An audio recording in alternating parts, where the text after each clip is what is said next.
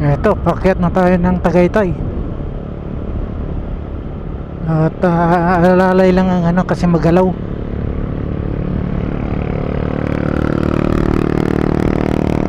Daming umakyat sa Tagaytay ngayon. Ayun o. Lilit lang ng motor nila pero alam mo kasi parang lumalakas yung motor kung may back ride ka eh. Well, that's how I feel. Kasi lilit ng motor nila. 125 lang yata. 150, ganon. Ayan, 125 lang.